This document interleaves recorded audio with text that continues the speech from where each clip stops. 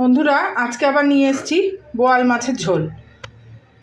তার করতে আমার লাগছে বোয়াল মাছ, আলু, বেগুন, চেরা কাঁচা লঙ্কা, আর ফোড়নে লাগছে তেজপাতা, শুকনো লঙ্কা আর গোটা জিরে, আর মশলায় লাগছে জিরে গুঁড়ো, লঙ্কা গুঁড়ো আর হলুদ গুঁড়ো।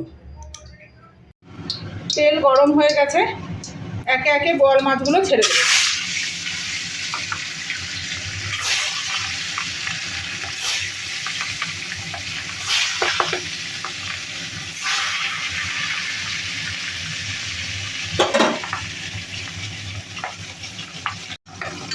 মাছ ভাজা হয়ে গেছে, এবার একে একে তুলে দেবো।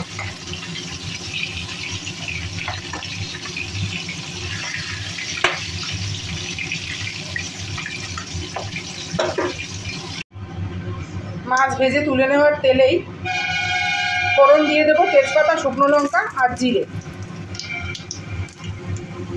আর দিয়ে দেবো কাঁচা লঙ্কা।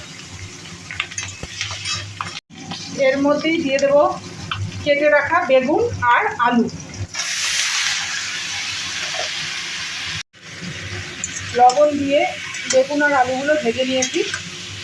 এইবার এর মধ্যে দিয়ে দেবো জিরে গুঁড়ো, লঙ্কা গুঁড়ো আর হলুদ গুঁড়ো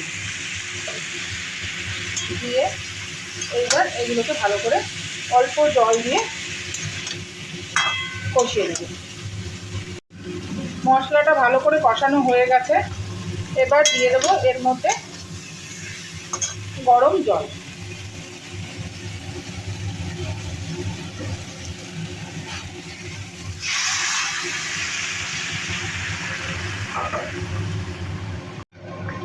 ঝোল ফুটে গেছে, এইবার দিয়ে দেবো ভেজে রাখা মাছগুলো।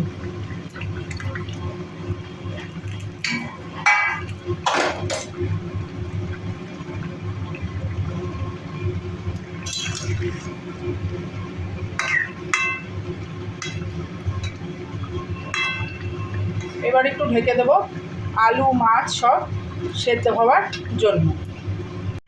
বন্ধুরা, ঢাকা খুলে নিয়েছি, এবার দেখে নেব আলুগুলো সেদ্ধ হয়েছে কি।